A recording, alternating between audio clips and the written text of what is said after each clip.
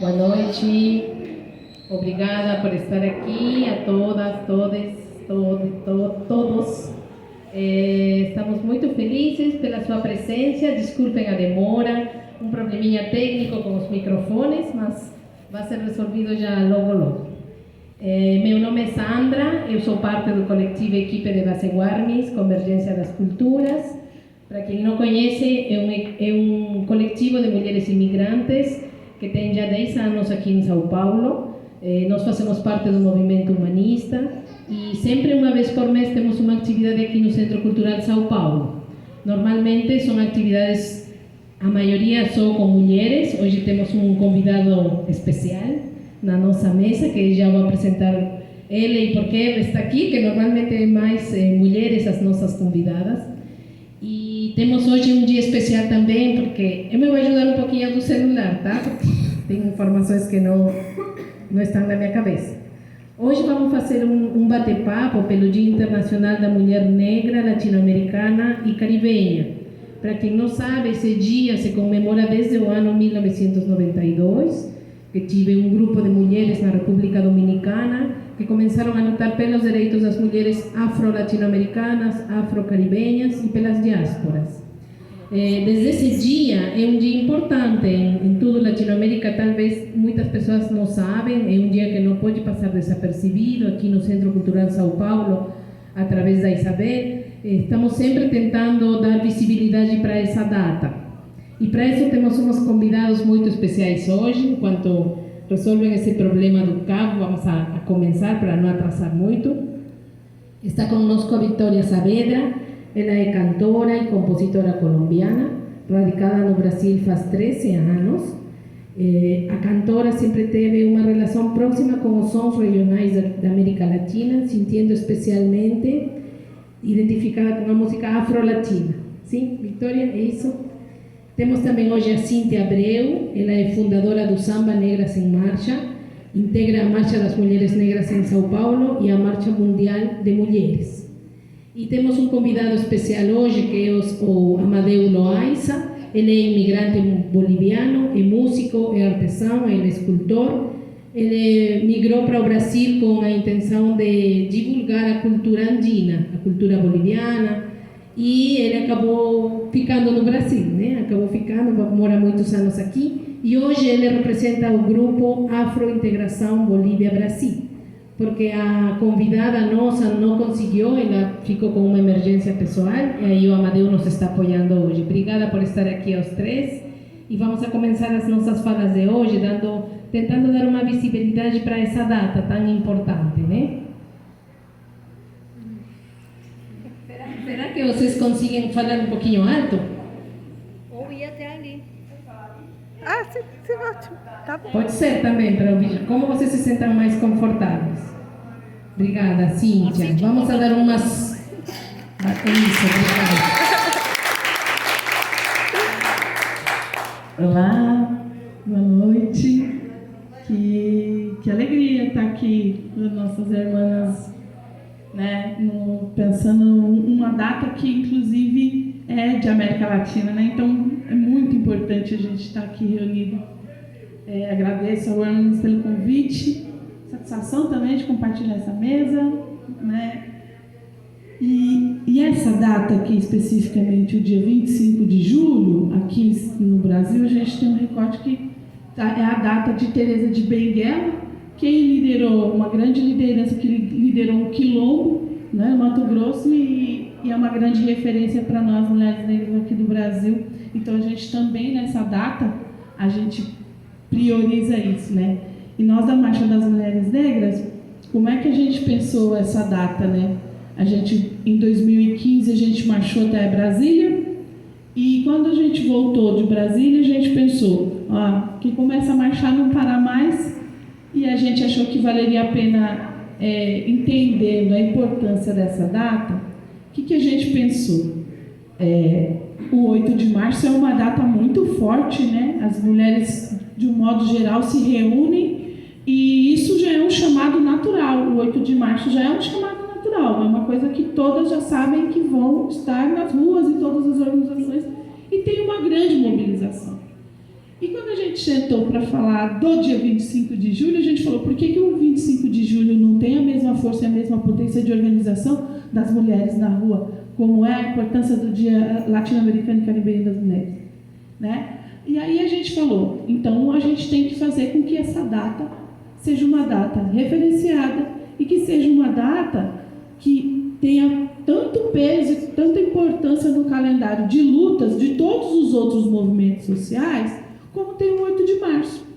Então, aí o que a gente apostou? Então, a gente tem que fazer uma coisa de visibilidade. E, normalmente, a gente não fazia ato de rua, né? A gente fazia outras atividades, faziam várias atividades. E aí, partindo desse, quando a gente foi para Brasília, que marchou com 50 mil mulheres, o Brasil inteiro, né? E o que a gente fez? Vamos fazer a marcha aqui em São Paulo também. E aí a gente trouxe e começou há 8 anos atrás a fazer a marcha.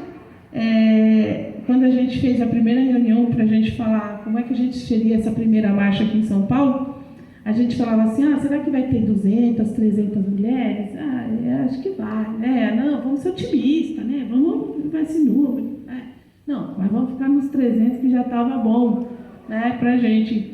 E aí, quando a gente fez a primeira marcha, tinha 5 mil mulheres, a gente falou, nossa senhora, que isso, gente?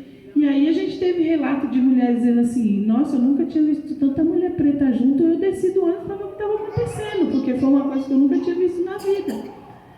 E essa foi um tipo de um ato, uma metodologia que eu acho que a marcha vem desenvolvendo, que é um ato de muita potência, muita alegria. Então a gente tem abertura com as mães de santo, que faz uma saudação, faz reverência. A gente tem um grupo no Louvar de Mim que acompanha a marcha. A gente para na biblioteca, sauda os nossos ancestrais que se foram, que marcharam com a gente, que tombaram nesse processo. E a gente referencia porque nós, povos de América Latina, se tem uma coisa que é fundamental para todos nós, e isso é igual, é a ancestralidade.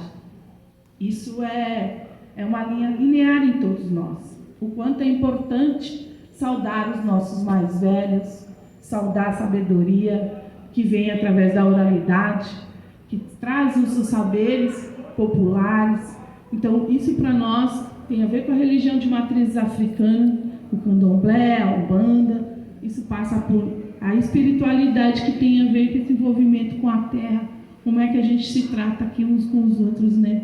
Então, nesse processo, a gente da marcha veio construindo com muita alegria e um ato que é um ato de celebração e resistência, porque estamos vivas, né? Estamos em luta. É um dia de luta, não é um dia de festa, mas é um dia de celebração pela nossa existência, da nossa resistência, né? No Brasil, atualmente, a gente vive um genocídio da população negra, né? É um número cada vez mais alarmante. Isso está no nosso manifesto da Marcha das Mulheres Negras, no sentido que a gente vem denunciando, né? Que isso precisa ser... A gente precisa sair da mira dos números que são mais altos nos presídios e ter maiores números nas universidades, né? A gente não quer ser os maiores números dentro dos presídios, a gente quer ser os maiores números dentro das universidades, dentro das escolas, dentro das grandes empresas, dividindo o poder público no debate, na construção de políticas públicas, participando diretamente da construção de poder dos parlamentares, e estamos envolvidos nesse processo. E nós aqui da Marcha das Mulheres Negras, a gente conseguiu reunir uma frente muito diversa. A gente tem mulheres feministas cristãs, tem ateia, tem anarquista, tem partidária, tem mãe de santo, tem feminista cristã. Então a gente tem uma diversidade, tem jovem, tem as mais velhas. Então a gente tem uma diversidade, a gente criou uma frente ampla e é totalmente horizontal, é só por reuniões, ninguém é coordenadora, ninguém é diretora, ninguém é presidenta. Não, a gente só tem esse sistema de sentar e dividir as coisas e fazer no coletivo, que isso é uma coisa que a gente sabe, vivência em comunidade. A gente sempre propõe a vivência em comunidade, que é exatamente o que se propõe o bem viver, que é viver com os outros e com as outras. É o capitalismo, é a colonização que impõe um sistema individualista né? E a gente não. Nós, da América Latina, a gente sempre viveu em comunidade, em povos, né? Então, a gente até diz assim, que o terreiro também é uma comunidade onde a gente partilha saberes e que também vem dessas vivências, que traz a vivência com o mais velho, o respeito pela natureza e essa comunhão, né? Que é entre a espiritualidade, entre a terra, entre as pessoas, e a gente busca isso, né? E a gente vem construindo um espaço que é muito único, assim, uma forma nova de fazer política também, porque muitas dessas mulheres, por exemplo, na Marcha das Mulheres Negras, atualmente, que fazem parte, nós temos 4, 5 parlamentares que foram eleitas e fazem parte da Marcha das Mulheres Negras. Nem os partidos que elas fazem parte tem tanto número de mulheres eleitas. A gente da Marcha das Mulheres Negras tem, né? A Marcha Mundial das Mulheres também tem mulheres eleitas. Então, a construção dessa força política que virou a marcha impulsionou muito o debate aqui na cidade. E a gente conseguiu, com essa marcha, dar uma visibilidade muito importante que a gente não tinha. E hoje, todas as ações que são feitas aqui, dentro do processo da construção de qualquer coisa, seja do debate racial, é impossível não ter uma de nós lá, porque a gente está num rol muito grande de mulheres e somos plurais e diversas, né? Então, isso é muito importante, isso é uma característica de muita qualidade e riqueza para nós, essa diversidade, né? Temos mulheres cis, mulheres trans, temos lésbicas, bissexuais, e então temos dona de casa, então a gente tem essa gana de mulheres que estão fazendo debate político, mas também estão em vários outros lugares que a gente não conseguiria atingir, né? Então, no período da pandemia, por exemplo, a Marcha das Mulheres Negras distribuiu muita cesta básica. E a gente acabou sendo, naquele período, a única fonte que chegava até as manas que estavam nas quebradas, que estavam sem acesso nenhum. Muitas delas não conseguiam vir buscar a cesta básica porque não tinha dinheiro da condução. Então, a gente ainda fazia um corre entre nós para ver quem ia de carro levar a cesta básica naquele lugar mais longe para a mana. Então, a gente tem esse cuidado uma com as outras, e a gente entende que o cuidado, né, como diz Bell Hooks, é um ato revolucionário, né? O autocuidado da gente é um ato revolucionário, né? Então, a gente traz esses valores dentro da Marcha das Mulheres Negras. A gente vai estar na rua no dia 25 de julho, a concentração na Praça da República, às 17h30. Começa lá na Praça da República, caminha, a gente passa pela biblioteca, né? Faz um momento ali muito importante que a gente faz a saudação das nossas ancestrais, das que partiram, né? E aí a gente termina o ato no Teatro Municipal, um local histórico para nós, que somos do Movimento Negro, né? O Movimento Negro Unificado, que foi fundado nas escadarias do Teatro Municipal. Então é ali que a gente encerra, saudando esse momento importante e histórico dentro do Movimento Negro, né? Agradecer aqui. Vou passar aqui para os meus demais aqui. Obrigada, Cíntia, muito obrigada. Então já sabemos, dia 25, às 17 horas, na Praça da República, né? Isso, para não esquecer. Vamos fazer uma troca aqui de cabo, 30 segundos.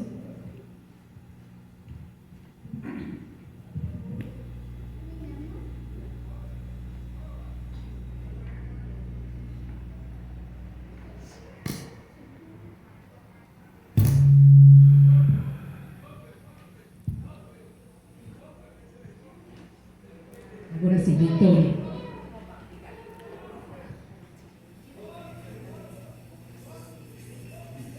Boa noite. Márcio.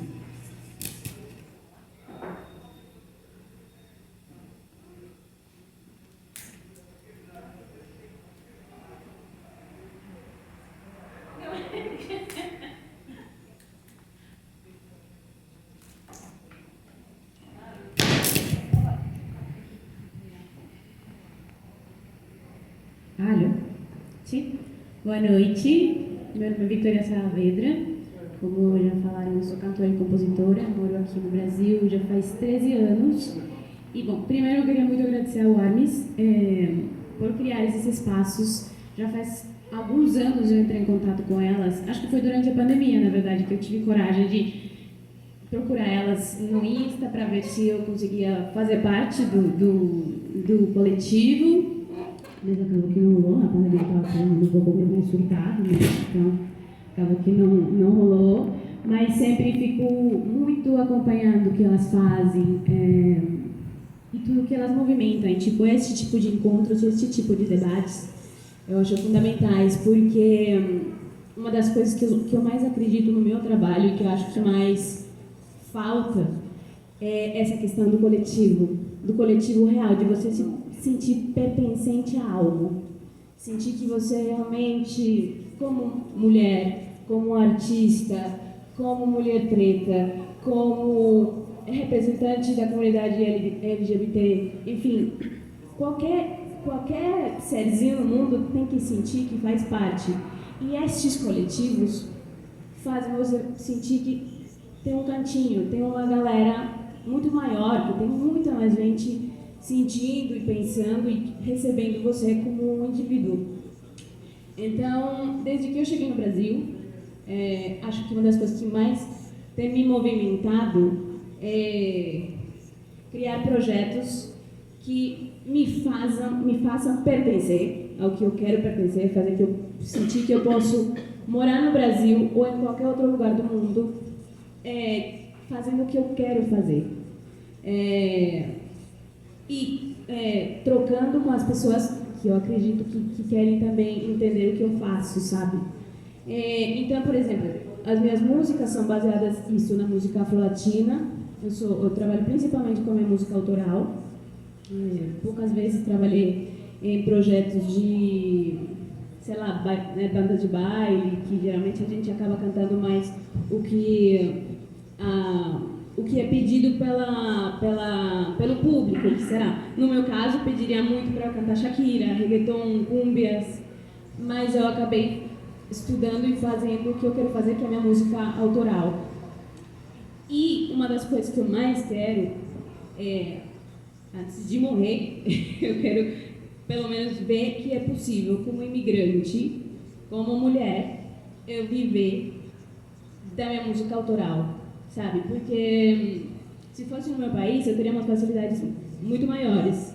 Já desde os 18 anos eu tinha uma estabilidade na música grande. Mas quando eu cheguei no Brasil e vi a distância tão gigante que existia entre o Brasil e o resto da América Latina, e aí somado ao fato de ser uma mulher, eu cheguei com 22 anos, então era cara de fofinha. Nossa, eu não entendia nada, porque a galera falava pra mim que eu era super corajosa. Nossa, como você é corajosa, o que você tá fazendo aqui sozinha? Tá estudando música, nossa, que fofa. E tudo era fofa. Nossa, quando eu entendi o significado da palavra fofa, eu falava, nossa, eu faltaria isso pra isso, sério, real. Eu me achava tudo menos fofa, mas eu não entendia nada quando falavam que eu era corajosa. Eu falava, até faz uns 3 anos eu fui entender o que isso queria dizer. Óbvio, o Brasil e São Paulo não é uma das cidades mais fáceis da América Latina. Muito menos para as mulheres. Muito menos para uma mulher latina. Porque tem um preconceito muito grande do brasileiro. Não posso dizer do brasileiro, mas na maioria das regiões do Brasil, tem um preconceito muito grande com o resto da América Latina. Pelo fato de não se sentir, não se entender e não querer saber que pertence à América Latina. Então, na minha teimosia, e eu continuarei, criando projetos que divulguem a latinidade, incluindo o Brasil dentro dela. Então, bom, tá a minha música, meu projeto autoral, também tem um coletivo que chama Latinas, que o intuito principal do Latinas é divulgar o trabalho de mulheres latino-americanas e, de preferência, com seus projetos autorais, com seus, tipo, no artesanato, na música, cerâmica, fotografia, divulgar o trabalho de artistas imigrantes. Porque o imigrante paga contas, paga impostos, paga absolutamente tudo. E eu, pelo menos, preciso dizer por mim, que quando eu vim para o Brasil com 22 anos, ingênua talvez eu era, mas eu não era fofa e sei lá. Eu era ingênua porque eu achei que ia estar tudo um pouco mais simples, sabe? Porque como era um país tão gigante, talvez ia dar para conhecer e divulgar muitas coisas. Mas não é tão fácil, mas é pelo fato de eu ser latina e de ser mulher. Porque tem outros artistas que eu conheço que são homens e conseguem fazer virar as coisas de uma forma mais fácil. Então, bom, o Latinas trabalha com, o intuito do Latinas é divulgar o trabalho de mulheres nas artes, e a gente estava falando inclusive esses dias sobre a importância do coletivo. Eu falava com as minhas sócias, colegas, que a gente não vai conseguir nada só como Latinas e procurando no Instagram, só na nossa pesquisa, atingir nada. Então, no momento que a Warnes entrou em contato e me convidou, inclusive foi um dia depois que a gente tinha tido uma reunião e a gente tinha falado da coletividade, eu falei, mano, a gente precisa falar com os outros coletivos que já existem, né? A Warnes, o Sarau das Américas, o Visto Permanente. Precisa juntar, porque tipo, a gente é uma galera grande, nós somos poucos. Então, isso, a importância do coletivo e de sentir que a gente pertence a uma coisa muito maior, porque somos gigantes na América Latina. Isso, muito obrigada pelo convite. Obrigada, Vitória. Tanto o trabalho da Cintia como o trabalho da Vitória dá para acompanhar nas redes delas, né? Depois, no final, é bom sempre deixar os nomes dos sites para as pessoas conseguirem acompanhar. Vamos escutar agora o Amadeu. Ele tem muito para compartilhar da experiência dele também. Oi. Boa noite a todos, damas. Um prazer de compartilhar com vocês aqui nesta mesa. Foi sem querer querendo, já que minha companheira Rosemary não apareceu, então é uma honra poder estar em vez dele aqui. Bueno, me pegaram um pouco surpreso, mas eu vou tentar passar o que mais ou menos penso em lugar de mulher. Lo siguiente, esta marcha de las mujeres negras, es importante que mantengan esta línea. Hay preguntas que yo por coincidencia me hice durante el tiempo que vivo aquí en el Brasil. Por ejemplo, yo creo que es injusto que la raza negra, siendo que estamos en un país democrático que acoge a todos los inmigrantes de todo el mundo, pero ella es injusta en las universidades. Solo un porcentaje pequeño puede entrar de la raza negra. ¿Cómo puede ser en un país que es ampliamente democrático, se les puede dar apenas oportunidad a unas cuantas personas de color negra que puedan estudiar en las facultades y en las universidades? No sé, ustedes saben de eso. Eso ustedes tienen que luchar. Romper esa línea. Estamos en un mundo democrático. Estamos en un país donde acoge a todas las razas.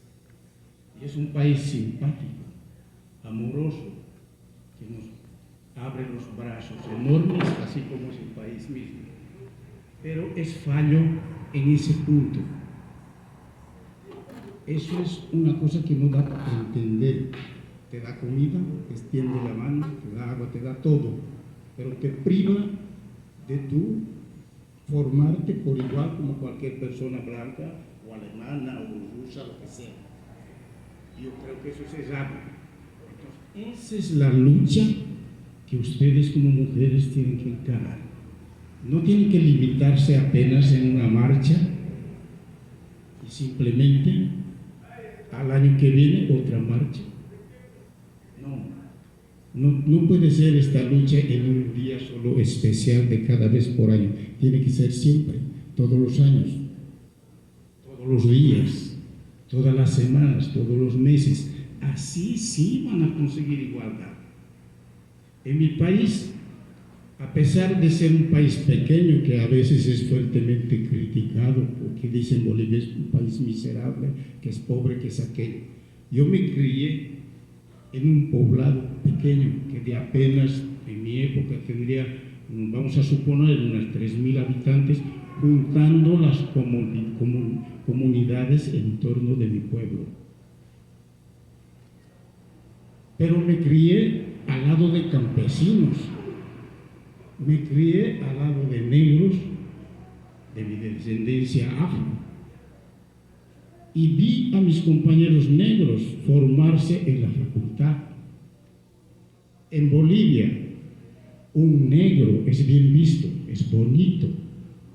Un negro cuando va al ejército lleva la bandera del ejército, no es escondido. Cuando entra a una empresa, un negro es bien tratado. Un negro es visto como suerte. Cuando lo ven a un negro, suerte, porque vi a un negro. O sea, es positivo. A veces mis compatriotas negros, ellos mismos se discriminan solos. Aquí también. ¿Por qué aquí los negros siempre se sienten menores?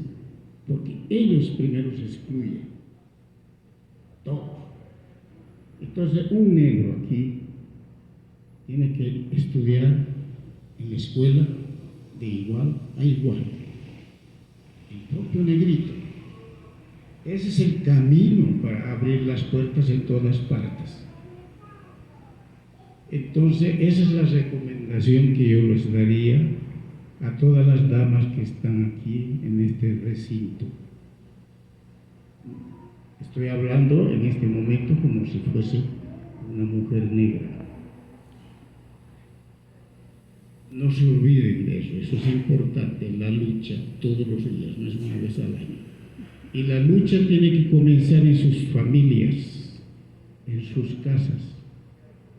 La familia negra, ustedes que son descendientes de raza negra, sean buenas profesoras en sus casas con sus hijos, para que sus hijos, cuando vayan a la escuela, se sientan de igual por igual con el blanco. No es para pelear, digo de igual para igual en el estudio, enseñarles a ser responsables desde pequeño. En el país que se suponía que era más racista que en Estados Unidos, tuvieron un presidente negro, la nación más poderosa del mundo. ¿Quién podía imaginar eso? Antes mataron en Estados Unidos a grandes líderes negros, que no se me viene en este momento el nombre, pero si buscan la historia, pues se van a encontrar. Y de repente viene un negro, el presidente. ¿Por qué? Porque ha estudiado, y el estudio comienza en la escuela. Así de simple. Si siguen ese camino, todas las familias negras, en poco tiempo seremos de igual para igual, no pretendiendo ser mejor, ser igual. Para ser mejor solo te da el estudio, apenas eso. Muchas gracias más una vez por la invitación.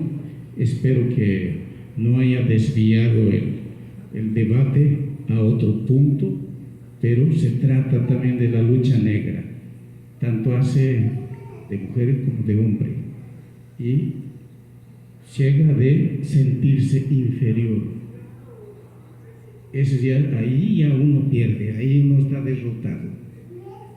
Y al sentirse vencedor también no es ser violento con el blanco, no se busca eso. La lucha es intelectual. Ahí conseguirán respeto, conseguiremos y se abrirán las puertas. Muchas gracias. Muito obrigado, Amadeu. E agora, como voto para português? Agora fiquei com o espanhol já aí. Muchas gracias.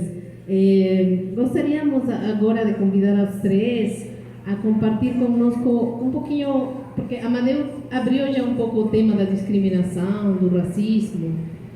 Temos um desafio ainda, né? Mesmo que tenha alguns governos um pouquinho mais da esquerda, que aparentemente são, porque os parlamentos também ainda têm muito poder das direitas no nível assim regional, não só no Brasil, assim, em toda a região. Tem muitos desafios ainda para enfrentar. Desde seus coletivos, que tem planejado para fazer daqui para frente? Porque não podemos ficar assim tranquilos, né? Pensando que está tudo bem e que, como falou Amadeu também, vamos marchar e pronto. Tem um trabalho do dia a dia, né? Contra aquele racismo, discriminação, tudo o que vem acontecendo. Desde seus coletivos, nos podem compartilhar um pouquinho como confrontam esses desafios, o que tem planejado fazer. Cíntia, começamos com você primeiro, já que estamos nessa ordem. Há um tempo, né, a América Latina no todo sofreu golpe, né? E o Brasil, nós somos também no golpe, né? Golpe no Paraguai, golpe na Bolívia, então, e teve o golpe no Brasil também, né? Isso afetou politicamente a gente até hoje. E as eleições no Brasil, a gente não era um debate entre a esquerda e a direita, né? Que nós estávamos lutando contra o fascismo, né? É uma coisa muito mais complexa, né? E um modo de fazer política extremamente violento. Mas existem características fundamentais que esses golpes tiveram e que têm apoios internacionais que a gente sabe, né? Então, por exemplo, aqui no Brasil foi tudo financiado, foi tudo planejado, o golpe, inclusive nos Estados Unidos, né? A gente sabe disso, e teve muito dinheiro movimentando isso. E de um modo geral, a gente está se refazendo, mas a América Latina também está se refazendo com as novas lideranças de esquerdas para a gente avançar mais nesse debate, né? Então, e o Brasil agora, com a eleição do Lula, isso é um passo, mas a gente tem que garantir a permanência dele e garantir a governança, a governabilidade, que é o muito mais difícil, que é enfrentar uma direita extremamente raivosa e extremamente bem financiada financeiramente, né? Então, os golpes que tiveram na América Latina, uma das características, por exemplo, foi a mídia vendida que passou por essa questão das fake news, dos debates, e aí, quando vai para esse debate das fake news, entra um debate também religioso, extremista também, muito difícil de dialogar, e isso, por exemplo, a gente viu na Bolívia, quando tomaram o poder, a mulher estava com a Bíblia na mão, no golpe, né? Então, a gente percebe que também tem um extremismo neopentecostal que é violentíssimo, e a gente também teve que lidar com isso aqui no Brasil. Então, as perspectivas são boas, a gente pode dizer, mas pode-se dizer que acho que nunca houveram tanto que a gente tivesse que lutar tanto, como nesse momento agora, para garantir, porque a gente está aqui passando por um momento delicado de composição política no país, né?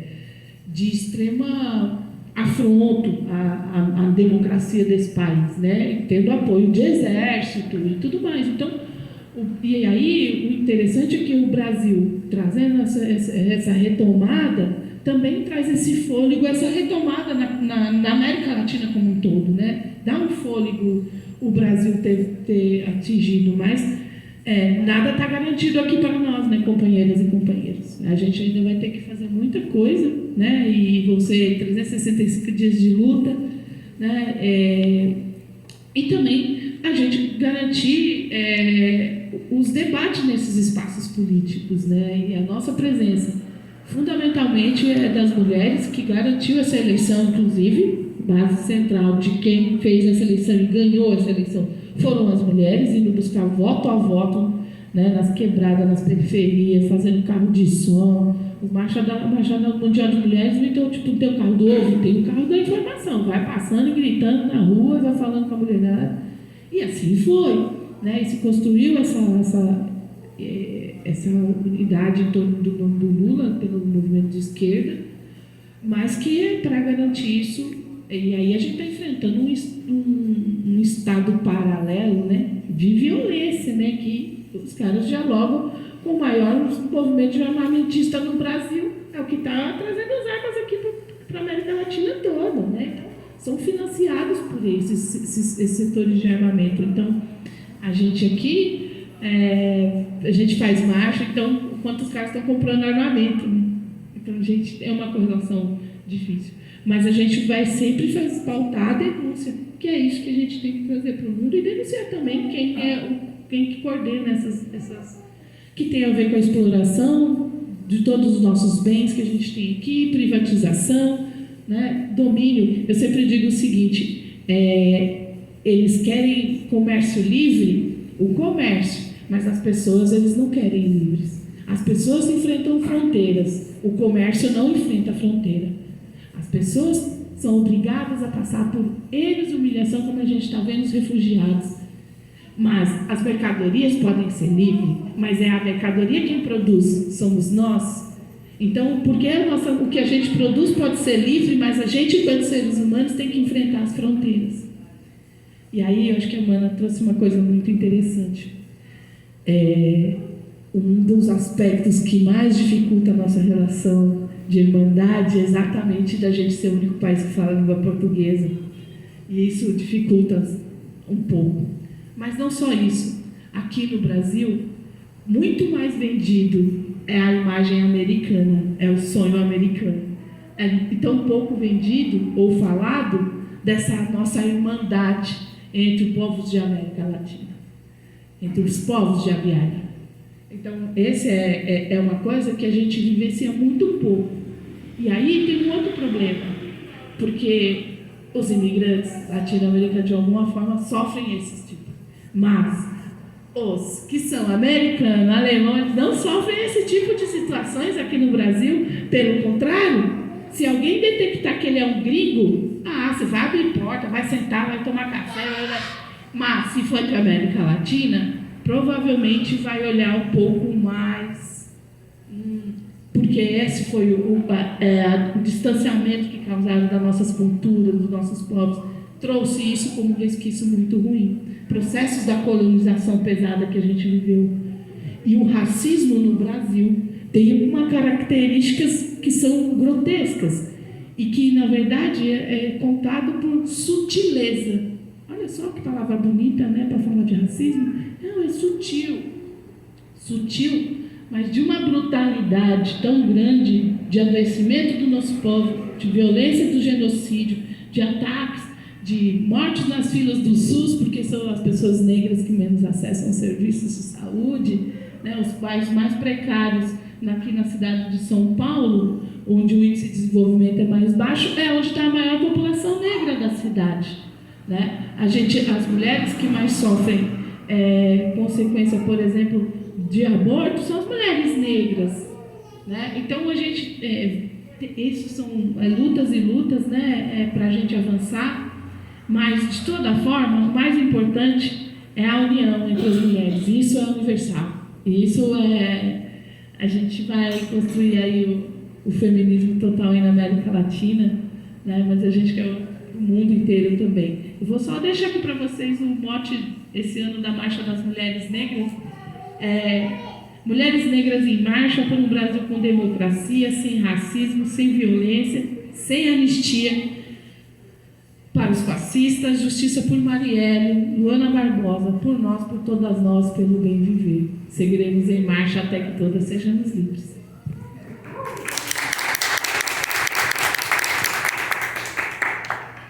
Bom, eu primeiro vou falar uma coisinha relacionada com o que acabou de ser levantado com relação a que o Brasil é o único país que fala português e por isso que se distancia e não se reconhece como América Latina e que não se identifica muito. Primeira coisa que eu deixo claro é que eu amo o Brasil, tá? eu não estaria aqui faz tanto tempo se não fosse dessa maneira. Eu amo com loucura, porém, o negócio da língua, do português, desculpa, mas eu já chego a um ponto que eu acho que é falta de querer saber. Porque a gente no portunhol, a gente vai se entender. Se a gente quiser se comunicar, a gente vai se comunicar. Se você for para a França, se você for para os Estados Unidos, cara, você vai se fazer entender. Não vem para mim falar que não. Nossa, que difícil. No portunhol, você vai me dizer que você não vai se comunicar com um serzinho do Peru, do Chile. Nossa, como é difícil. É por isso que a gente é distante. Então, por que o preconceito com a galera do Nordeste? Por que o preconceito com pessoas de outras regiões do próprio país, do próprio Brasil? O Brasil é um país maravilhoso, mas é um país preconceituoso com ele mesmo, que vem da colonização. Nós, países colonizados, temos uma síndrome do patinho feio, tipo que a gente está sempre devendo para a Europa, para os Estados Unidos, e a gente não reconhece o valor que a gente tem como latinos, no nosso caso. A riqueza do sul, do centro do Brasil, do norte, é assim, de uma beleza. E que a gente comunica muito com outros países da América Latina. Então aí eu vou ter que discordar, não é uma questão da língua, porque eu acreditei isso por muitos anos. Vários brasileiros já me falaram, eu falei, não, desculpa, não estava fazendo sentido. Porque vocês tiram sarro muitas vezes de pessoas que falam um sotaque diferente do mesmo Brasil. Então, tem uns sotaques do Brasil que são bem estranhos, vamos dizer, difíceis, muito rápidos, ou tem muitos sons. Então, não se entende tão facilmente. Vai dizer que é porque eu não falo direito português? Não é possível, né? Então, isso primeiro. Mas eu amo o Brasil, loucamente, tá? Só que eu não posso acreditar que seja esse o motivo, porque então eu vou estar dando razões e peso a uma coisa na qual eu não acredito. A gente não tem por que ser tão distante como é. Não faz o menor sentido. E agora, respondendo a pergunta de que a gente está fazendo a partir dos nossos coletivos e dos nossos trabalhos para movimentar o trabalho da mulher afro-latino-caribenha, acho que o principal que a gente está fazendo, pelo menos no Latinas, e eu como Vitória Saavedra, é criar motivos para não desistir. Porque independente da política, do presidente que chegue, do que acontecer na minha vida, eu preciso me cercar de pessoas que me façam continuar acreditando no que eu acredito muito, porque quando eu estou mal, eu não quero fazer nada. Mas quando eu estou bem, tenho muita vontade, eu tenho certeza que o que eu faço faz sentido.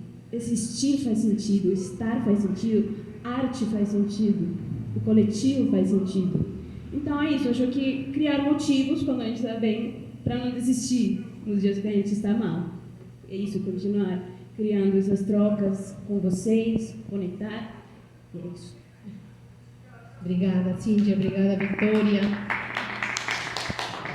Isso, Amadeu. E quem sabe, Amadeu, nos possa explicar também um pouquinho sobre a saia afro-boliviana, né? Porque tem muitos aqui que não conhecem, que não sabem o que é o grupo, o que significa aqui em São Paulo, a saia afro-boliviana.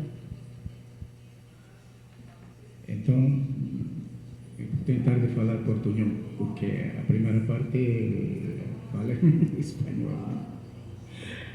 Então, é assim, en la época de la invasión de los españoles, se exploraba mucho en el minerio del cerro Rico de Potosí. En aquella época no tenía suficientemente mineros lá en Potosí, en aquel cerro. Entonces resolvieron traer esclavos de Europa e muitos de Espanha, praticamente diretamente de Espanha, que está em Europa, e os poucos escravos que vieram a Bolívia naquela época, a Cerro Rico de Potosí, eles foram empurrados para trabalhar como mineiros. Então eles não podiam suportar o frio, eles morriam de frio, não aguentavam, porque eles vinham de África, de un territorio quenche. Y de repente fueron a Potosí, uno de los estados más altos de Bolivia, más de 4.000 metros, 4.200 metros de altura. Imagínense el frío para ellos. Ya ellos sufrieron en el viaje. Y cuando llegaron tenían que soportar ese frío. Entonces el gobierno vio que estaban perdiendo aquel negocio que ellos intentaron hacer, de traer esclavos y comprar de allá y tal vez revender aquí, no estaba dando cierto, porque se estaban muriendo. Entonces era un dinero que estaba mal invertido, mal aplicado. Entonces, ¿qué hicieron ellos? Para que, como se estaban muriendo, mandaron a los yungas, donde es un clima neutro, que no es ni tan caliente, ni tan quente, ni tan frío, donde se llama los yungas, aquella región de donde yo nací. De ahí que viene la saya. En los momentos de tristeza, ellos cantaban con sus bombos enormes. Entonces, porque el africano, él usa mucha percusión, ¿no? Mucho bombo. Y de ahí que viene la danza saya. No es la saya, la ropa que se viste aquí en Brasil, ¿no? En portugués sería saya. Ahí es el nombre de un ritmo, del ritmo afro-boliviano. De ahí nacieron otras danzas, como decir, tenemos la morenada, tenemos el caporal, y la saya sería eso prácticamente. No somos descendientes de africanos. Y en Bolivia tenemos un rey mismo. Ese rey vive actualmente en los yungas. Pero ese rey no tiene el poder que los reyes tenían antiguamente. Ese rey es el último descendiente de uno de los reyes de Angola, si no me engaño, que vino un príncipe heredero de rey entre los esclavos. Por eso que cuando descubrieron que había un descendiente, un príncipe, entonces ese príncipe generó hijos. Y ahí, para reconocer su título, le dieron el título de rey. Creo que es el único país que tiene rey africano en Sudamérica. Existe ese rey, vive. No tiene poderes como un presidente. Es simbólicamente nuestro rey africano. De ahí que viene nuestra historia. Nuestra historia también tiene mucho sufrimiento, como toda la esclavitud africana. Y vuelvo a repetirles que sigan la lucha. Quiero también aprovechar de felicitarles, pero luchen bravamente, no desistan, luchen todos los días, en sus casas, todas las semanas, todos los meses. Esa es la única manera en vez de tener armas, como Cintia decía, ¿no? Que ellos tienen armas y nosotros no. Pero nosotros podemos tener la arma de la sabiduría, la inteligencia. Y esa es la mayor lucha. Ese es el mejor armamento que nós podemos ter. Muito obrigado, espero que haya esclarecido cuál es el origen de nuestro afro. Obrigado mais uma vez. Obrigada. Vou fazer uma última pergunta e vamos dar lugar ao público, se vocês querem participar também. Sintam-se livres também agora, se têm vontade de fazer alguma colocação. Ai, que bom! Estão aqui super atentas, as meninas. André. Não, eu queria perguntar, porque eu sou do Chile. Eu cresci ouvindo que no Chile não tinha africanos, não tinha negros, que morreu de frio e pronto. Então a gente somos os brancos da América, essas coisas. Essa é a construção social que tem.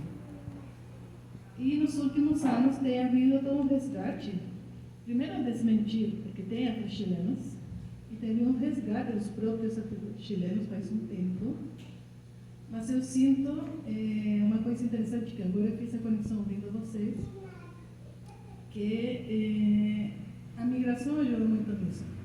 Porque houve muita migração colombiana e venezuelana e peruana, que tinha muita mulher negra, muito homem negro, e isso foi fazendo com que houvesse um reconhecimento de pessoas que não tinham a consciência de que elas essas coisas meio assim, sabe, essas histórias. Então, eu sei que aqui no Brasil não acontece, mas se dá esse diálogo também com as afro-não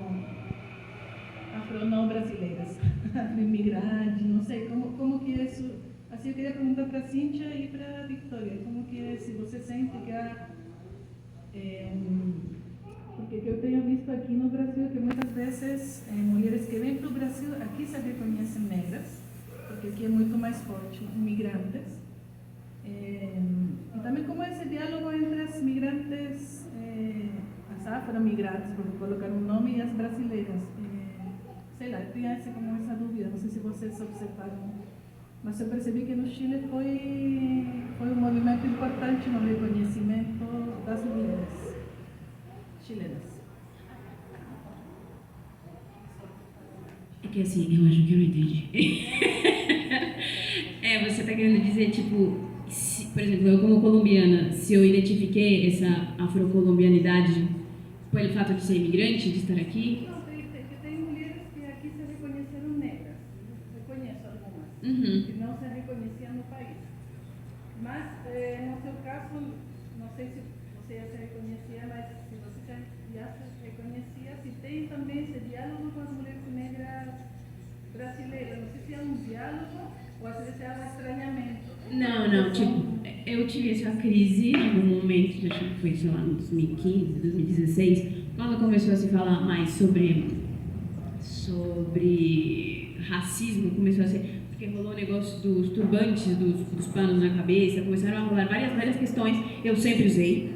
Aí eu comecei a entrar em crise. Uma banda de amigos me chamou para cantar uma música que era 100% sobre as mulheres negras. E meu amigo me chamou e falou, não, é que a Bruna, que era a compositora da música, ela não podia cantar, porque a menina era branca 100% e sempre que ela cantava aquilo era horrível, e você pode cantar. Aí eu comecei a entrar em crise e falei, mas peraí, o que é que eu sou? Eu sou café com leite. Eu fiquei mal, eu falei, será que eu falo, não falo? Porque na Colômbia, realmente, todos os movimentos, feminismo, racismo, tudo tá bem para trás. Tipo assim, muito para trás. Não se fala, hoje em dia tá começando a ser falado, mas eu falar na Colômbia que eu sou preta, eu tô louca. Tipo assim, você tá bem doida? Ser branca, 100% branca. Tô experimentada, até pode me chamar, mas aqui eu entendi que eu sou, porque tipo, claramente para um monte de gente eu era. Aí eu falava, não, mas você fala, não. Mas eu só tive essa convicção, sei lá, faz uns 2, 3 anos, como consegui cantar a música em paz. E sim, tipo, converso, tipo, falo muito com as mulheres negras, tipo, rolar essa troca, porque eu fui reconhecida primeiro pelos brasileiros e me convenci disso, entendendo, lendo, vendo, vivenciando. Olha só, como é que é? Mas na Colômbia, eu não, nesse momento, eu nem discuto com eles ainda, porque eu perdi um pouco. Sim. Que a gente tem chamado esse debate do colorismo, né? Que a gente tem falado sobre isso. E tem uma griot, né? Vou chamar assim, a Sueli Carneiro, que nos ensina e que nos dá base, né? Tem esse... Que ela diz assim, que no Brasil, no debate do racismo é bem complicado, né? Porque a gente é branco demais para ser preto e preto demais para ser branco. Então a gente fica no meio do limbo, né? Nem é preto e nem é branco. E aí, acho que tem duas coisas que a gente... Também tem outro debate que é o Cabaré Lemonan, outro griot também, que diz o seguinte, que o debate do racismo no Brasil, devido ao processo de colonização, não pode começar pela cor da pele. Então, muitas vezes também, eu também passo por isso aqui, Mas quando a gente está em comunidade, e você sentiu isso, não é a gente que se reconhece, é a nossa comunidade que reconhece a gente como um dos nossos e das nossas. Então, nesse sentido, a gente tem construído várias conversas muito importantes, né? E a gente teve com a Patrícia Hill Collins também, aqui no Brasil, quando ela veio, e fizemos essa conversa assim também. Mas, de toda forma, eu acho que assim, o feminismo é contado por ondas. Eu acho que a gente, nesse momento, a gente está vivendo a onda do feminismo negro, sem sombra de dúvida. E, de um modo geral, o debate do racismo está no centro das atenções de todo lugar no mundo inteiro. Então, alguns lugares vão... Então, para nós, é importante esse debate. Traz isso também, de que ocupa os lugares e tudo mais. Então, por exemplo, a gente, quando se diz assim... E aí, a gente tem uma conversa que a gente fala assim, a gente tem passibilidade, passa pelos lugares com pessoas brancas. Coisa que pessoas mais retintas não vão ter. E tem um olhar muito mais pesado para quem é mais retinto, né? Tem essa coisa do não reconhecimento do não lugar. Mas aqui no Brasil, a gente tem uma denominação que é muito ruim, que é pardo, que está nesse meio aí. Aqui, fatalmente, você seria chamada de pardo. Assim como eu também. Mas a gente está dentro da população, contando a população negra, que é a maior parte da população no Brasil. Então, para a gente chegar a 54%, a gente está entre negros e pardos, né? Então, a gente poderia passar por esse caminho. Sobretudo quando eu, por exemplo, quando eu vejo o meu pai, eu vejo a minha avó, né? Então, eu reconheço isso, né? Agora, uma outra questão que vocês trouxeram aqui, que eu acho que é importante a gente falar, é desse esse racismo que se sofre no Brasil. É um racismo que por exemplo, quando diz assim, o Brasil é um país que todos nós somos iguais. Vocês já ouviram isso? O Brasil é um país que todo mundo é igual, né? E essa é a imagem, inclusive, que é vendida do Brasil. O Brasil lá fora é um país de todo mundo, né? Só não é dos brasileiros, né? Porque tem esse não lugar de pertencimento, né? Não se sente pertencente ao território e tudo mais, né? Não tem essa característica que em outros lugares tem, né? Por exemplo, é muito difícil ver alguém andando com a bandeira da cidade de São Paulo por aí, mas você não pode ir em nenhum lugar que você vai encontrar alguém com a bandeira de Pernambuco. Isso você vai, porque eles têm o maior orgulho de mostrar. Vai na camiseta, vai em qualquer lugar. Então, tem essas características mesmo, né, que traz tanto do colonizador quanto do racismo, né, que vem empreitado aí, né? Então, a gente também carrega essas características e que, sim, influenciam muito na nossa cultura e na nossa vivência, né? A gente tenta de todos os dias quebrar isso, né? Duas coisas importantes: a gente tem dialogado bastante com as imigrantes, as mulheres negras que estão lá com a gente. A Prudence do Congo tem trazido vários relatos importantes para a gente. A gente vem aprendendo também, né? Isso é muito importante, escutando as bandas que estão lá e falando para a gente como é que está a situação em outros países que a gente não tem. Isso também é muito legal dentro da Marcha das Mulheres Negras. E a gente também tem a aliança de parentesco com as mulheres indígenas. A gente tem um documento regido, que é muito bonito, inclusive, de reconhecer a nossa parentalidade com as mulheres indígenas, né? Que fazem parte desse rol da luta pela terra, da luta pelo bem viver. Então, a gente também tem esse orgulho. Então, a Marcha das Mulheres Negras tem sido um grande abraço aí das mulheres. Obrigada. Vamos com a pergunta da Isabel.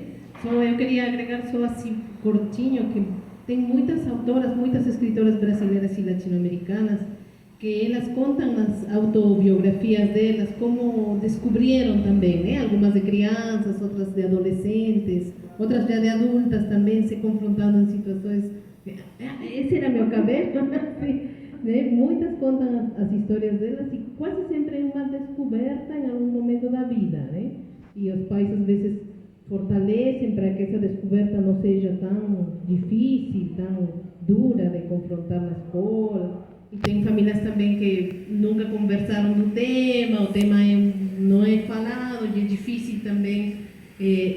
Roberta passa por um processo muito difícil também. Mas tem várias, né, várias autoras que seria outra roda de conversa para falar delas. Agora sim, Isabel.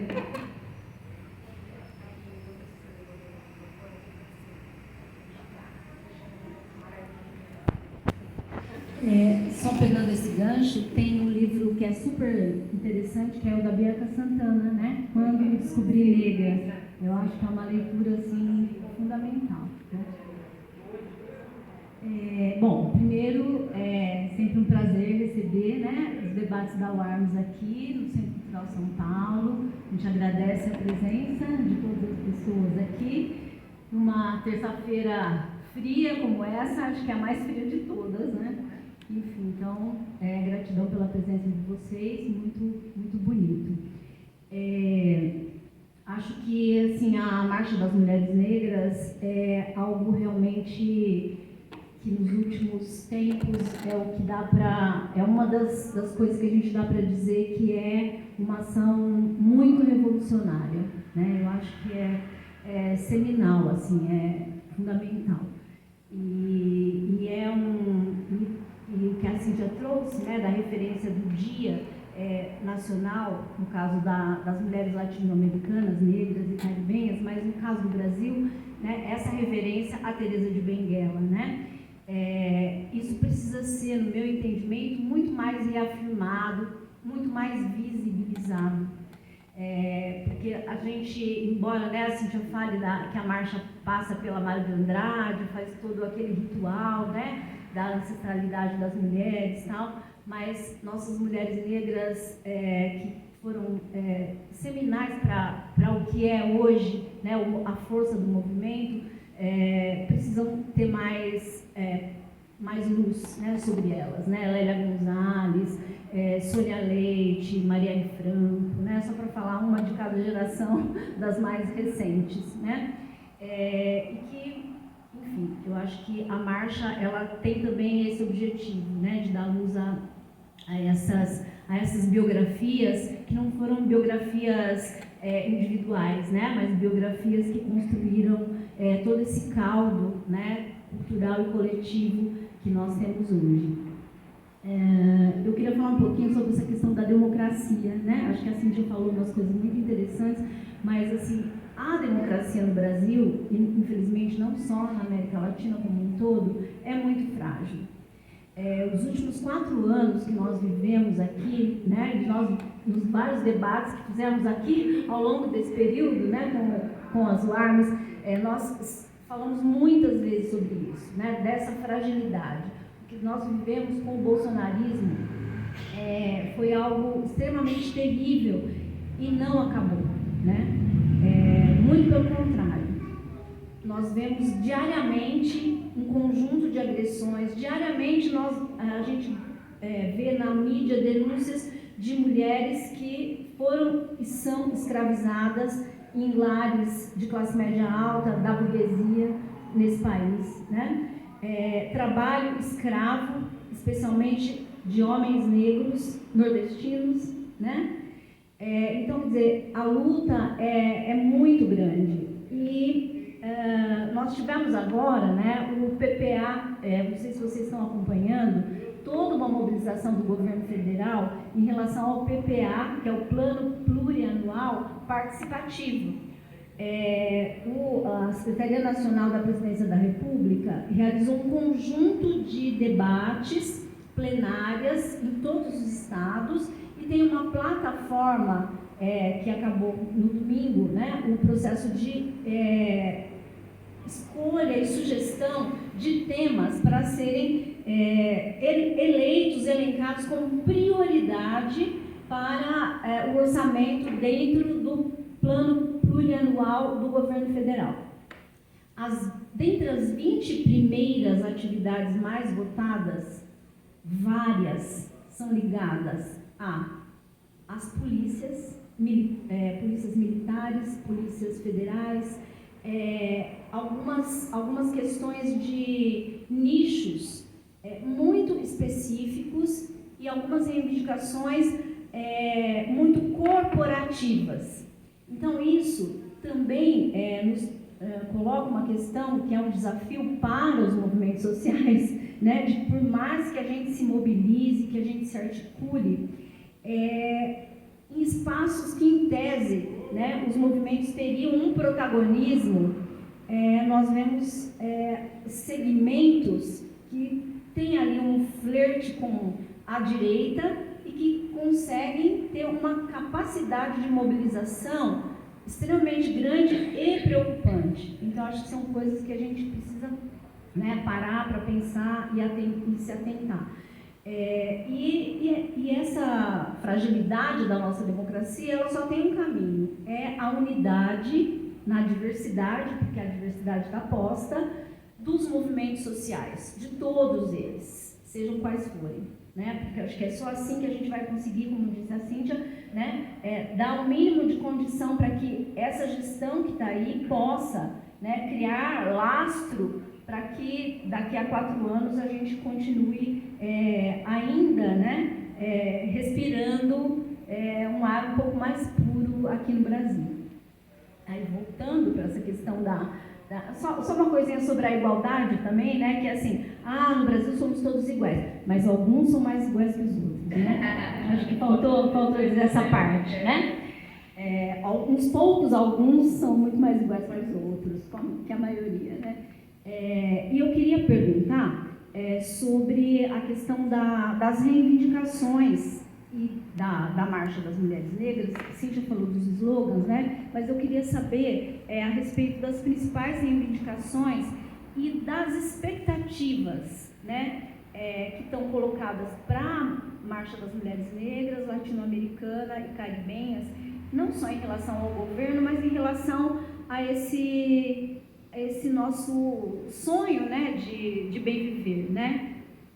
Acho que é isso. Obrigada.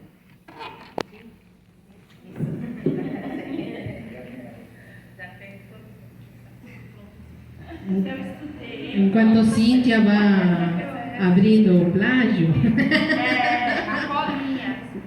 só falar que não vai embora, tá? Porque temos uma apresentação musical, todo mundo vai cantar, não, mentira. Não, eles vão falar, para fechar, da questão artística, de como, através da arte, vão a conseguir reivindicar todas essas questões que hoje falamos, né? Como vocês utilizam a arte, falar um pouquinho das músicas, as expressões artísticas de cada um de vocês e como as pessoas podem acompanhar o trabalho de vocês. Isso bem depois. Cíntia. Olha, quando a gente constrói um manifesto, né, a gente se encontra porque não dá para pôr tudo que a gente quer, né? Então a gente sempre faz uma reunião de um chamado geral, quase 2, 3 meses antes da marcha, convidando, né, para se fazer um debate, e a gente traz as nossas mais velhas para que elas façam uma análise de conjuntura. Aí as nossas mais velhas, que é assim que tem que ser, elas fazem a análise e dentro dessa análise a gente, nessa plenária, a gente decide todos os temas que vão estar inclusos nesse nosso manifesto. Então, os temas principais, que são temas que custam caríssimo para a gente, é a agenda do encarceramento, contra o encarceramento em massa.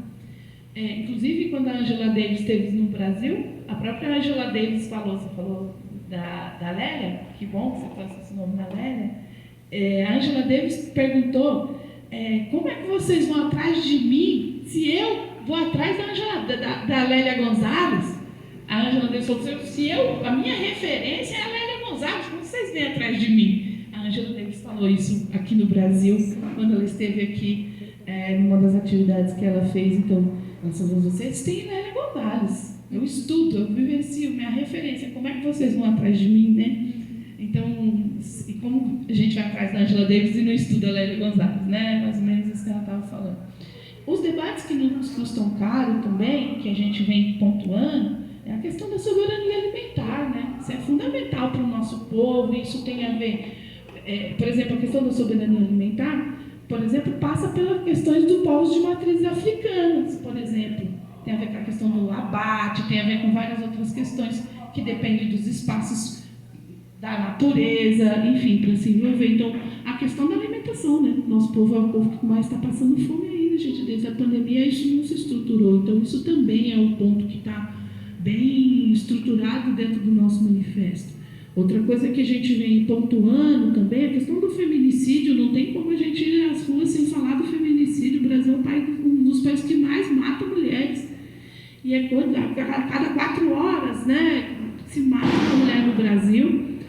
Apesar da gente ter uma lei, que é a Lei Maria da Penha, que é uma referência mundial, inclusive, a gente ainda não conseguiu avançar. É uma lei muito importante, histórica para o novo movimento, mas a gente ainda sofre muito com a questão do machismo e a violência contra a mulher no Brasil. Então, o feminicídio também.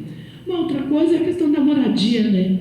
Nosso povo está na rua, né? Está nas calçadas. Aqui no Brasil está assim, de um modo geral. Aqui em São Paulo, você está andando por aí, vocês estão vendo que tem... Antigamente a gente tinha as pessoas, agora a gente tem barracas, né? Que não é... E antigamente a gente tinha uma pessoa, agora a gente tem família, né? Então, a gente traz esse debate da moradia também, da necessidade de disponibilizar os espaços para os prédios aqui no centro de São Paulo, por exemplo. A gente poderia resolver o problema de moradia, se a gente ocupasse os prédios que existem aqui abandonados pelo centro. Então, são debates que custam muito caro para nós, né? A questão que a gente traz muito central também é a questão do debate do genocídio, né? Outro debate também que a gente traz, importante também, é a questão da LGBTfobia, né? E a gente também vem denunciando isso, como essa comunidade é violentada no Brasil, sobretudo o requinte de ódio que se aplica, né, às mortes LGBT, você percebe porque o requinte de ódio demonstra as mortes por LGBTfobia no Brasil são de decapitação, mortes que não é matar, é uma outra coisa, é muito mais violento que só matar, né? É mais ainda, precisa matar de uma forma violenta que é para mostrar, para demonstrar, né? Então também é um debate que nos custa muito caro, né? Uma outra coisa que para nós também a gente não consegue aceitar e a gente espera que isso se solucione. A gente quer saber quem mandou matar a Marielle. Isso a gente quer saber e a gente precisa dessa resposta. E a gente acredita que uma das coisas que é tarefa, né, desse governo é resolver isso. A gente exige isso, né? A gente tem o caso da Luana Barbosa, um caso muito emblemático aqui no Brasil. Uma jovem, uma mulher negra, lésbica, periférica, que estava indo levar o filho para a escola e foi morta pela polícia. A Luana foi tão espancada, mas ela acabou não falecendo no local, faleceu depois. Não entendi o que tinha acontecido, porque ela sofreu tanta violência, né?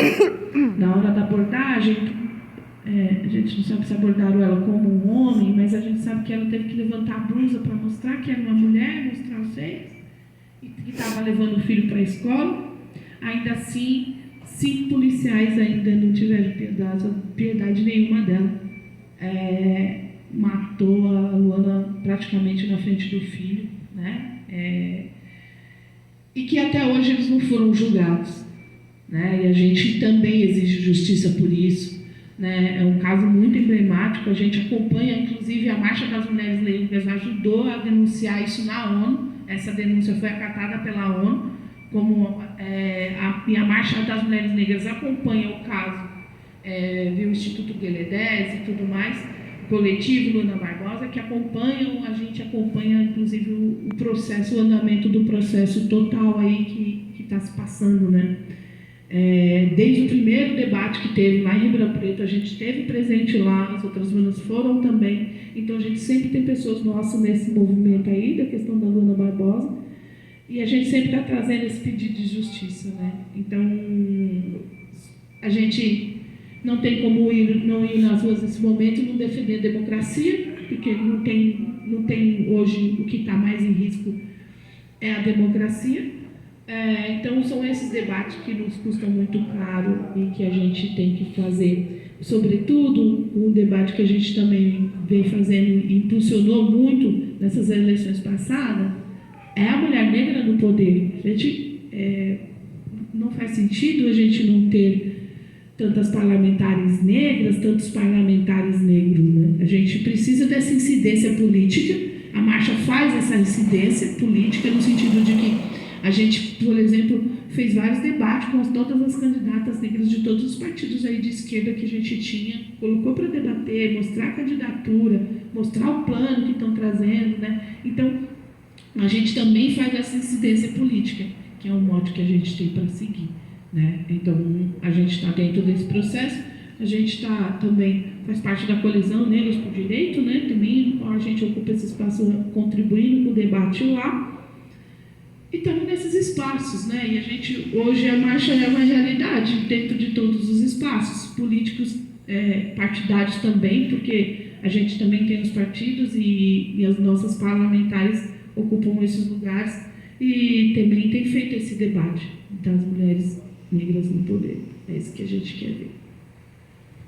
Obrigada, Cíntia. Precisamos ir fechando por aqui, por causa do horário. Não sei se alguém tem mais alguma pergunta ou colocação que queiram fazer.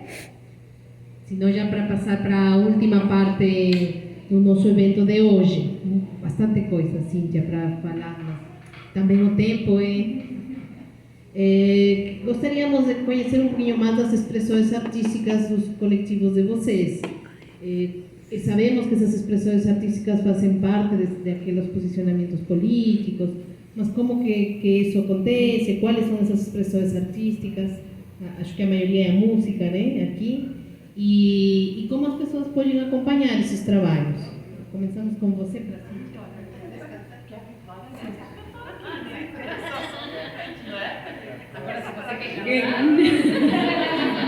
Então, sim, o que direciona a minha vida desde que eu tenho noção, podemos dizer que foi faz pouco, mas desde criança, então, é a música, desde sempre, então é a forma que eu melhor acho que me expresso. Tanto com a minha voz, eu acho que é uma coisa bastante potente, porque bem realmente onde mais me alimentei precisamente foi com as comunidades e mestras de regiões africanas do Brasil. Então foi com o que eu mais me conectei, assim, porque eu já estudei canto com muitos professores e professoras, mas a melhor aula de canto que eu tive foi num festival que eu participei, e uma mestra de uma comunidade afro-colombiana, ela chegou perguntando, eu tinha 18 aninhos, e chegou perguntando, quem que é a cantora, quem que é a cantora, quem que é a cantora? Aí eu saí pequenininha cantando, e ela começou a me dar uma pequena aula, e o momento em que ela falou, que cantava bonito, que estava afinado, que estava massa, mas que faltava cantar com o corpo. Aí bugou, obviamente deu um bug, assim, aí a gente ficou umas 2 horas cantando a mesma música que a gente ia apresentar no festival, até eu entender realmente o que era cantar com o corpo. Quando ela fez um sim, é por aí, esse dia com 18 anos foi a melhor aula de canto que eu tive na minha vida até hoje. Então, é isso, é cantar com o corpo, com o corpo físico e a alma e a voz, que é tudo um complemento de muitas coisas do que a gente como ser humano. Então, a minha voz, uma das minhas principais formas de expressão, a música, as minhas canções. E é isso, acho que também conectar com as outras formas de arte é o que me movimenta, assim, porque acho que todas nós nos alimentamos bastante, nos complementamos. Então, é isso. Então, redes sociais, onde podem acompanhar meu trabalho é @VictoriaSaavedraOficial. E temos também o latinas.art, que é onde a gente está agora movimentando alguns encontros, este ano vai ser principalmente já rolou um encontro em maio, que é uma feira, e até o final do ano a gente pretende fazer outra. Todos vocês estarão convidados, com certeza. E aí vai ter arte, principalmente que vai ter arte e mulheres latinas mostrando os seus trabalhos e seus... Muito obrigada. A artista quer, mas eu também sou fundadora do Samba Negras em Marcha, um samba que nasce aí, que é uma alegria tremenda para a gente, nasce do movimento de mulheres negras, nasce da Marcha das Mulheres Negras. A gente costuma dizer lá no samba que a gente é fruto da Marcha das Mulheres Negras. A gente é formado desde 2015. Todas somos mulheres, né? É uma alegria fazer roda de samba só de mulheres, é também uma resistência. Sobretudo porque nosso mote, nosso princípio desse samba foi, quando a gente pensou em fazer essa roda, era porque a gente falava muito de genocídio, de racismo, e é muito pesado, muito difícil. Então, quando a gente... Aí, qualquer ideia. Então, a gente precisa levar alegria para nossas mulheres também, porque a nossa cultura também é de alegria, e a gente não vai ficar... A gente, até para lamentar os nossos mortos, a gente quer música. Aqui a gente se cultua a religião com atabaque, se cultua a religião com alegria, com comida, com dança. Então, é fundamental isso. E o samba respira isso, esse Samba Negras em Marcha. A gente já está aí 8 anos fazendo... A gente costuma dizer que a gente faz o nosso samba, carrega a nossa luta, e a nossa luta carrega o nosso samba. A gente encontrou na ferramenta do samba uma forma de combater o racismo e levar alegria para nossas mulheres. É isso que a gente faz no Samba Negras em Marcha.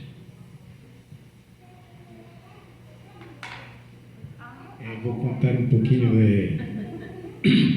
da minha trajetória musical, porque me converti em músico. Na época, más o menos tendría unos 14 a 15 años cuando comencé, y me gustaba mucho escuchar músicas de Charles Aznavour, ¿no? De Miguel Aceves Mejía, un mexicano, y de Nicola Di Bari, que seguramente que muchos aquí no conocían, ¿no? Pero si gustan música de Charles Aznavour, era francés, ¿no? Yo andaba con mis discos pequeños, compactos, debajo del brazo, y escuchaba en una vitrolita las músicas de ellos, y que intentaba imitar esas músicas. Ese era el género que gustaba, y había un cantor famoso, se llamaba Giacomonti, que tenía una voz bien aguda y cantaba lindo, y copiaba fielmente, y iba a las radios. Eso era mi pueblo. Cuando iba a La Paz, a la ciudad grande, yo iba a la radio a intentar competir con los amadores, y cantaba, mas nunca ganaba nada. Y a música folclórica boliviana, la música auténtica, autóctona, no se escuchaba mucho, solo en los campos, en los poblados de los Andes de Bolivia. En las ciudades no, había mucho preconcepto. Y cuando era la fiesta de mi pueblo, pasaban campesinos que vivían en mi pueblo tocando zampoñas con bombos, sicuris y en fin. Y yo me gustaba mirar aquello. Y llegaba mi madre y me decía, ¿para qué vas a mirar cosas de indios? Porque mi familia era muy racista, extremadamente racista. Y a pesar de que yo era moreno, yo siempre me identifiqué como afro, pero mi madre, ella no quería, no le gustaba ni a los indios ni a los negros. Entonces me prohibía escuchar la música autóctona de mi país. No permitía. Y de repente yo tenía un primo que tocaba violón. Estaba tocando una música de un cantor argentino famoso. Se llamaba Jorge Cafrune. Jorge Cafrune tocaba música argentina, cantaba zambas argentinas, y él estaba canturreando con su guitarra, Y de repente yo conocía esa música y me dice Amadeo, ¿tú conoces esta música? Sí, y él estaba cantando bajito, y yo canté, le gustó, y me dijo, canta más fuerte, y canta más fuerte, y canta más fuerte. Y todos los días iba a mi casa solo para cantar esa música. Y me hacía cantar fuerte, tan fuerte, samba de mi esperanza, amanecida como un querer, más o menos la letra. Y cantaba tan fuerte que como la casa de mi pueblo era en una montaña, allí encima, al lado de la iglesia, parecía que el pueblo entero escuchaba. Y un día vienen unos señores, yo me acuerdo muy bien, era un moreno, justamente descendiente de afro, tocaba violón, guitarra, nosotros decimos, y había otro que se llama Pedro, también tocaba guitarra, y el otro, don Justino, que tocaba charango. Y me dicen, Amadeo, me dice, ¿quieres tocar con nosotros? Tocamos música boliviana. Yo le dije, no sé, yo solo sé música de algo de Charles Aznavour, de Miguel Aceves Mejía, músicas que no tenían nada que ver. Y ahí me muestran las músicas. En esa época salió el primer grupo de música criolla, no era bien autóctona boliviana. Ese grupo se llamaba Los Jairas. Y tocaba Quena, un músico francés, Quena, tocaba perfectamente. Y me gustaba el estilo de las músicas. Y yo lo aprendí y ensayábamos y ya comencé a cantar música folclórica, pero no era autóctona, folclórica, criolla. Comencé a cantar y también el pueblo escuchaba que yo cantaba siempre las mismas canciones de aquel grupo folclórico, uno de los primeros que comenzaron en Bolivia. No era música autóctona, la música autóctona es del campo. Y bueno, de repente viene un señor que era el prefecto de la ciudad, que sería el alcalde, y me dice, Amadeo, vamos a hacer un festival interyungueño y quieres participar. Y me meto en ese festival y por increíble que parezca ganamos el festival. El dinero, el premio era en dinero, que hasta ahora lo dejamos en la cooperativa y nadie lo sacó porque nos separamos el grupo y individualmente no podíamos sacar ese dinero de la cooperativa. Teníamos que ser los 4 elementos y como nunca nos encontramos más, ese dinero no sé qué pasó.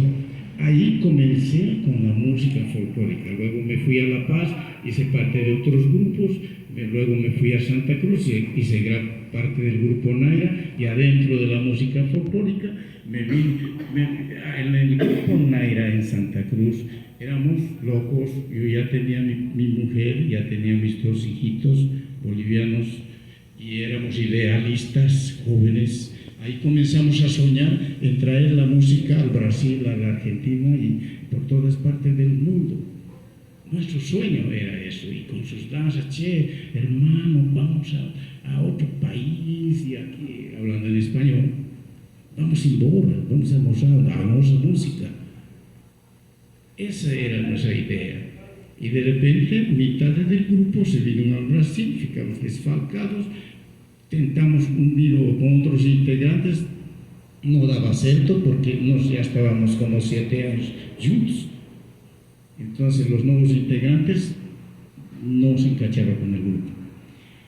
Y esos 2 compañeros que se vinieron aquí a Brasil, que ellos vinieron aquí, me mandaban correspondencia, parecían enamoradas. Me decían, Amadeo, ven aquí, que aquí es lindo, que aquí tocamos las músicas bolivianas, ten peña folclórica, ten casa, porque habían casas de música latina aquí, la Pulpería y otros lugares, que se podía mostrar las músicas folclóricas de todas partes de Sudamérica. Aquí en Brasil, en São Paulo, había las peñas folclóricas, que no hay más ahora. Bien, vivimos aquí, acabé quedándome, tenía mi primera casa en Bolivia, joven, perdí esa casa, no tengo más, me quedé, traje a mi mujer, a mis 2 hijos, mi mujer no se acostumbró, se fue, la distancia nos separó, yo me quedé aquí. Y ahí hice parte del grupo mayor que hubo, uno de los más conocidos, de la raza india. La raza india era un grupo muy famoso aquí en São Paulo, en el Brasil prácticamente, que hice parte, toqué 12 años y tuve la oportunidad de mostrar nuestro folclore aquí. Ahí hicimos el primer ballet folclórico boliviano aquí, de ahí que comenzaron las morenadas y todo lo que ustedes conocen en los grandes festivales que se hace de la música folclórica boliviana. Comenzamos nosotros y algunos otros jóvenes en la época fuimos los que plantamos la semente. Y por eso que también yo soy reconocido en la comunidad boliviana. Y por eso también pues, ustedes ahora me conocen. Si no fuese Curizú, probablemente la gente no se conocía. Y ahí me afasté del grupo por un tiempo, fui a Europa, moré de 7 a 9 meses en Europa, en Italia. Ahí tuve la oportunidad de integrarme en un grupo que fuimos a Suiza, a Francia, a Rusia, más todo para tocar y volver, para tocar. Entonces realicé a mi idea, meu plano. Agora tengo 70 años, ainda estou cantando alguna cosa, me estoy defendiendo. Resumiendo sería eso, podría contarles detalles de la historia, pero ahí tendría que llevarse toda la noche, entonces de repente se van a comenzar a dormir. Muchas gracias. Muito obrigado. No nome da equipe de Base Guarmis, agradecemos muito a presença de vocês. São nossos convidados especiais hoje, mas não vai ser a última vez. Vamos a convidar muitas outras vezes e vamos fazer coisas artísticas também. Tá? A próxima é em Exato. Muito obrigada. Exato. Vamos falar isso agora. Então, tem vários eventos essa semana. Temos a marcha no dia 25 de julho, é uma terça, né? No dia 25 de julho, 5 da tarde, na Praça da República. Todo mundo convidado. Essa é a quinta, estamos celebrando os 10 anos do equipe de Base Guarmis, no bar Sol e Sombra, que fica na Bexiga. Está nas nossas redes para vocês acompanhar. Vai ter uma apresentação das Laquitas Cinti Guarmis e muita música latina. Na quinta, dia 20. Dia 21 tem o Festival Migrante, organizado pelas Meninas do Cio da Terra, que é um coletivo de mulheres imigrantes de Belo Horizonte. Vamos a participar de maneira online, mas tem muita coisa artística, dá para acompanhar também o trabalho delas, porque vai ter toda semana muitas coisas artísticas de mulheres imigrantes latino-americanas. E não sei que outra coisa estou esquecendo, não sei? Muito obrigada a todos. Muito bom. Só agradecer o convite, né, e dizer quanto é importante essa iniciativa de nos colocarmos todas juntas para conversar sobre essa data, que é uma data não só do Brasil, mas da América Latina como um todo. Então, parabéns mesmo pela iniciativa da Women's aí. Agradecer demais o convite, parceiros aí queridas. Um abraço a todas as companheiras aí. Nos vemos na marcha na terça-feira.